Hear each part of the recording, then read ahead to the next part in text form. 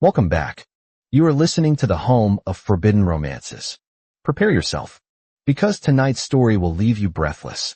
The blade didn't hurt at first. It was the cold shock of the steel invading the warmth of his stomach that registered before the pain, a glacial intrusion that stole the breath from his lungs.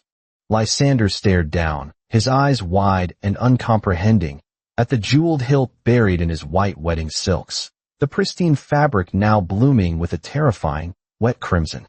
He looked up, trembling, into the eyes of the man holding the knife. The man he had loved for a decade. The man he had just crowned emperor with his own political maneuvering. Cashin smiled, that same dazzling, golden boy smile that had charmed the entire capital, but his eyes were void of anything human. "You served your purpose, Lie," Cashin whispered, twisting the blade with a lover's intimacy. "But a king doesn't need a shadow. He needs a light. And you've always been too stained by the dark things you did for me." Darkness swallowed the world. The agony was absolute, a shredding of soul and sinew, until suddenly, it wasn't. Lysander gasped, his body jerking violently as if pulled from drowning waters. He sat bolt upright, his chest heaving, his hands clutching frantically at his stomach. There was no blood, no wound. His skin was smooth, unbroken, and pale under the sheer nightshirt. He looked around. The room was bathed in the soft, lavender light of dawn. The scent of wisteria drifted through the open balcony doors. This was his old room at the Valerius estate. He scrambled out of bed, his legs weak, and stumbled toward the full-length mirror. The face staring back was younger, the eyes less hollowed by years of court intrigue, the skin unmarred by the stress of war. He looked at the calendar on the vanity. It was the 10th day of the sun-moon. The day of the imperial selection. The day he had originally knelt before Cashin Thorn, the Golden Duke, and pledged his house, his heart, and his future to him. The day he had sealed his own death warrant. Lysander gripped the edge of the vanity until the wood creaked, his knuckles turning white. A low, bitter laugh bubbled up from his throat, transforming into a sob before hardening into something razor-sharp. Fate had played a cruel joke, or perhaps given a divine gift. He was back. "Cashin," he whispered, the name tasting like ash and poison. "You wanted a light? I will set your world on fire." The imperial palace was a monument to excess, a sprawling labyrinth of white marble and gold leaf designed to make anyone not of royal blood feel insignificant. The great hall was suffocatingly crowded, the air thick with the perfume of 300 nobles and the underlying scent of desperate ambition. Lysander stood near the front, dressed in robes of midnight blue embroidered with silver thread, a stark contrast to the pastels and golds worn by the other suitors. In his previous life, he had worn white, symbolizing purity and submission. Today, he wore the colors of the night sky, vast, cold, and unreachable. Across the room, Cashin Thorn held court. He was undeniably beautiful, radiating a charisma that drew people in like moths to a flame. He caught Lysander's eye and winked, a practiced, confident gesture. He already thought he had won. He knew Lysander had been infatuated with him since childhood. He expected Lysander to step forward when the gong sounded, to offer the Valerius fortune to fund Cashin's bid for the throne. The gong resonated, a deep, bone-vibrating sound that silenced the chatter. Emperor Aurelius, old and frail on his throne, gestured for the selection to begin. This was the ceremony where the high noble houses aligned themselves with the potential heirs. It was a political marriage market disguised as tradition. "Lysander of House Valerius," the herald announced. "Step forward and choose your allegiance." The silence was absolute. The sound of Lysander's velvet slippers on the marble floor echoed like a heartbeat. He walked with a grace that bordered on predatory, his chin held high. He approached the dais where the candidates stood. Cashin stepped forward slightly, his hand extended, a triumphant grin already forming. "Lysander, my love." Lysander didn't even blink. He walked past Cashin. The collective gasp of the court sucked the air from the room. Cashin's smile froze, shattering into confusion. Lysander didn't stop. He continued past the other safe, respectable dukes and counts. He walked to the far end of the dais, into the shadows cast by the heavy velvet drapes. There, leaning against a pillar with an air of bored lethargy, stood Prince Kalen Voronova. The capital called him the Void Prince, the Butcher of the North. It was whispered he was cursed, that his blood ran cold, that he had slaughtered an entire legion of rebels single-handedly. He was the emperor's nephew, feared more than death itself. He was tall, broad-shouldered, with hair as black as a raven's wing and eyes the color of storm clouds, gray, turbulent, and merciless. A jagged scar ran from his jaw down his neck, disappearing into the high collar of his militaristic black uniform. Lysander stopped before him. The aura radiating from Kalen was oppressive, a physical weight of menace. Kalen looked down, his expression one of mild, dangerous amusement. "You are lost, little bird." His voice was a deep rumble, vibrating in Lysander's chest. "The grain is back that way." Lysander looked up, meeting those terrifying eyes without flinching. "I am not looking for grain, Your Highness. I am looking for a weapon." The prince's eyes narrowed. "I am not a toy you can pick up and discard, Valerius. Step away before I decide you look better bleeding. They say you desire the throne but lack the political backing because the court fears you," Lysander said, his voice low, meant only for Kalen. "I have the wealth of the Valerius mines. I have the knowledge of every secret in this room. Marry me, and I will give you the empire." Kalen pushed off the pillar, towering over Lysander. The threat of violence was palpable. "And what do you want in return?" "My bed. My heart." He sneered the words. "I want protection," Lysander lied smoothly, though it was a half-truth. "And I want the head of Cassian Thorn on a silver platter." For a long, agonizing moment, Kalen studied him. He looked for fear, for deceit, for the madness that surely must possess this delicate creature. Instead, he saw a reflection of his own abyss in Lysander's eyes.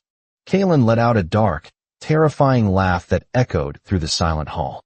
He reached out, his gloved hand grabbing Lysander's chin roughly, tilting his head back to expose his throat. "Very well," Kalen announced to the shocked room. "The Viper of Valerius has chosen the wolf. Prepare the wedding rites." As the court erupted into chaos and Cassian screamed his objections, Kalen leaned down, his lips brushing Lysander's ear. "Do not think you have tamed me, little bird. You have just locked yourself in a cage with a beast." Lysander smiled, a cold, sharp thing. "Good. I prefer beasts to liars." The wedding was a hurried, somber affair, devoid of joy. By nightfall, Lysander found himself in the Voronova estate, a fortress of black stone and iron, starkly different from the gilded cages of the capital. The bridal chamber was vast and cold. A fire roared in the hearth, but it did little to chase away the chill of the stone walls. Lysander sat on the edge of the massive bed, waiting. He knew what was expected. He knew the rumors, that Kalen was a sadist, that his previous lovers had vanished. The door opened with a heavy thud. Kalen entered, stripping off his heavy military coat and tossing it onto a chair. He looked at Lysander with a mix of curiosity and disdain. "You are shaking," Kalen observed, pouring himself a glass of amber liquor. He didn't offer one to Lysander. "I am cold," Lysander replied, keeping his voice steady. "You are terrified." Kalen walked over, looming over the bed. He placed a hand on the mattress, leaning in until his face was inches from Lysander's. "You realized what you've done. You scorned the golden boy for the monster. Now you wonder if the monster bites. Does he?" Kalen's eyes flashed. He reached out and grabbed Lysander's wrist, his grip iron tight. "Why did you do it?" "The truth. If you lie to me, I will throw you to the hounds in the courtyard." Lysander didn't pull away. He used the pain of the grip to ground himself. "Cassian Thorn is a disease wrapped in silk. He plans to usurp the throne. In my dreams, I saw him destroy my family. I saw him kill me. You are the only one strong enough to stop him." "Dreams," Kalen scoffed, releasing his wrist with a shove. "You base your life on dreams. I base my life on survival." Lysander rubbed his wrist. "I know things, Kalen. Tomorrow, your supply caravans to the north will be ambushed at the Jade Pass. The raiders were paid by House Thorn." Kalen froze. The ambush was a classified route, known only to him and his second-in-command. "If you are wrong," Kalen said softly, "I will take your tongue. And if I am right, then perhaps you are not as useless as you look." Kalen turned his back, walking to the chaise lounge near the fire. He lay down, closing his eyes. Lysander blinked. "You." You aren't sleeping in the bed. I don't sleep with strangers, Kalen muttered. And I don't touch what I don't trust. Go to sleep, Valerius. If you're lucky, you'll wake up. 3 days later, news arrived. The ambush at Jade Pass had been thwarted. Kalen had sent a vanguard ahead based on Lysander's warning and slaughtered the mercenaries. Among the dead bodies, they found coins stamped with the thorn crest. That evening, dinner was different. The silence in the long dining hall was less hostile, more contemplative. Kalen watched Lysander over the rim of his wine glass, his gaze calculating. You were right, Kalen admitted, his voice begrudging. I usually am, Lysander said, cutting his steak with precise movements. How? Does it matter? Lysander looked up. I am yours, Kalen. My knowledge is your weapon. Use me. Kalen stood up and walked to Lysander's end of the table. The servants scattered, sensing the shift in the air. Kalen pulled Lysander's chair back and turned it so they were facing each other. He placed his hands on the armrests, trapping Lysander. You are a dangerous creature, Kalen murmured, his hand coming up to trace the line of Lysander's jaw. His fingers were calloused, rough against the soft skin. You look like porcelain, but you think like a general. Is that a compliment? It's a warning. Kalen's thumb brushed over Lysander's lower lip. The touch was electric, sending a jolt of heat through Lysander that had nothing to do with fear. If you ever turn that mind against me. I won't, Lysander breathed, his heart hammering against his ribs. Being this close to Kalen was like standing on the edge of a cliff. The danger was part of the allure. We shall see. Kalen leaned in, and for a moment, Lysander thought he would kiss him. Instead, Kalen brushed his lips against Lysander's forehead, a gesture strangely possessive and reverent. Tomorrow is the Empress's winter ball. We will go, and we will show them that House Voronova has teeth. The winter ball was a battlefield of velvet and venom. When Kalen and Lysander entered, the music faltered. They were a striking pair, Kalen in his severe black military dress, medals gleaming, and Lysander in silver and ice blue, looking like a prince of winter. Kalen kept a hand on the small of Lysander's back, a heavy, claiming weight. Cashin was there, of course. He looked haggard, his perfect facade cracking. The failure of the ambush had cost him coin and reputation. When he saw them, his eyes burned with hate. He cornered Lysander on the terrace while Kalen was occupied with a general. You look well for a whore, Cashin spat, blocking Lysander's path. Does the beast make you beg? Lysander looked at Cashin and felt nothing. No love, no longing. Just cold disgust. He treats me with more honor in one night than you did in 10 years of friendship. Cashin. He is a monster. He will kill you eventually. Cashin grabbed Lysander's arm. Come back to me. Annul this farce. I can still forgive you. Forgive me. Lysander laughed, a chilling sound. You tried to kill me in another life, Cashin. I see the knife in your eyes even now. You're insane. Cashin raised his hand to strike him. The blow never landed. A black-gloved hand caught Cashin's wrist in midair. Kalen stepped out of the shadows, his presence overwhelming. He twisted Cashin's arm with a sickening crack of bone. Cashin screamed, dropping to his knees. Touch my husband again, Kalen whispered, his voice a low growl that terrified everyone on the terrace, and I will tear your arm from its socket and beat you with it. Kalen released him, and Cashin scrambled back, cradling his broken wrist, eyes wide with terror. Kalen turned to Lysander, searching his face for fear. Are you hurt?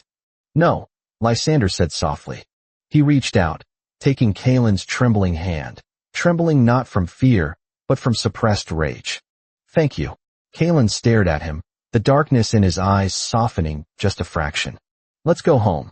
The months that followed were a slow burn of growing trust and undeniable tension. Lysander continued to feed Kalen information from the future, which nobles were corrupt, where the droughts would hit, how to navigate the emperor's failing health. With Lysander's guidance, Kalen transformed from the feared butcher into a competent, formidable statesman. And in the privacy of the Iron Palace, the walls came down. It happened on a stormy night. Kalen had returned from a border skirmish, bleeding from a gash in his side. He refused the medics, snarling at everyone. Lysander had marched into the room, dismissed the terrified servants, and began to clean the wound himself. Get out, Kalen grit out, his skin pale. Shut up, Lysander retorted, threading a needle. You're bleeding on the rugs. Kaelin watched him, fascinated, as Lysander stitched the wound with steady hands. You aren't afraid of blood. I told you, Lysander murmured, tying off the knot. I have seen death. Kaelin reached out, his hand cupping Lysander's cheek. The air in the room shifted, becoming heavy and charged. Who are you, Lysander? Truly, I am the man who chose you, Lysander whispered. Kaelin pulled him down.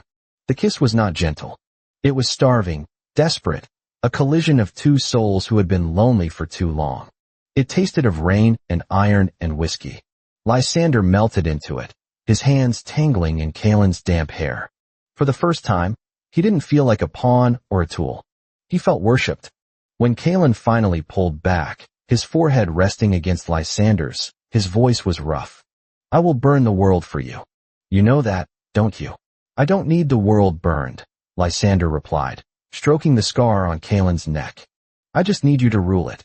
The climax came 6 months later. The emperor died. Cassian Thorne, desperate and cornered, launched a coup. He claimed Kaelin had poisoned the emperor.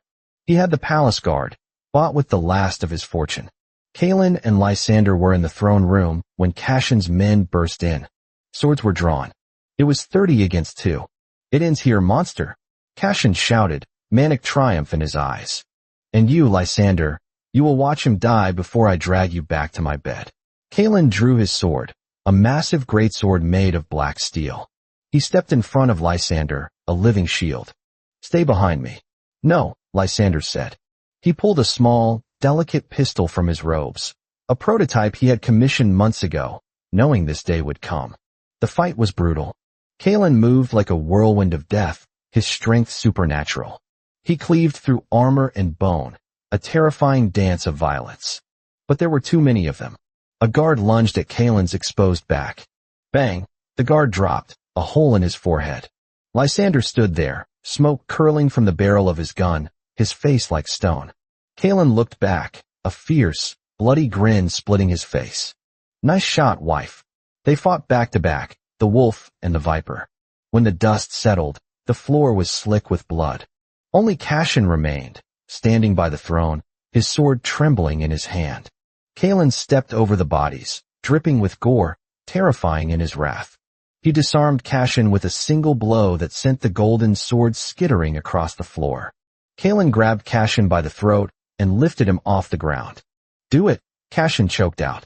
Kill me. Make yourself the martyr. Kaelin looked at Lysander. His fate is yours to decide. Lysander walked forward. He looked at the man he had once loved, the man who had murdered him in a past life. He saw only a small, pathetic creature. Death is too easy, Lysander said coldly. He wanted power? Let him live in the dungeons, in the dark, hearing the cheers as you take the crown. Let him rot knowing he lost everything to the whore and the monster. Kaelin dropped Cassian, who collapsed, gasping. Guards loyal to Kaelin rushed in, securing the room. The coronation was blinding. The people cheered, not out of fear, but out of respect. Kaelin stood on the balcony, the heavy gold crown on his brow. He looked regal, powerful, the emperor the realm needed. But he did not stand alone. He held his hand out, and Lysander stepped forward, joining him. The crowd roared louder. They saw the Alpha Emperor and his brilliant, dangerous consort. Kaelin turned to Lysander, ignoring the thousands screaming their names. He pulled Lysander close, his hand resting possessively on his waist. We did it, Kaelin said, his voice soft, meant only for them. We did. Lysander smiled, resting his head on Kaelin's shoulder. The monster and the schemer. The emperor and his soul, Kaelin corrected. He kissed Lysander, deep and passionate, in front of the entire empire. In his past life, Lysander had died cold and alone, betrayed by the light. In this life, he had embraced the darkness, and in doing so, he had found a love that would outlast history itself. And that is how the viper tamed the wolf. If you enjoyed seeing the villain get the happy ending he deserved, destroy that like button. And tell me in the comments, would you choose the safe, charming liar or the dangerous, honest monster? I'll be reading your answers. Subscribe for the next chapter. Until then,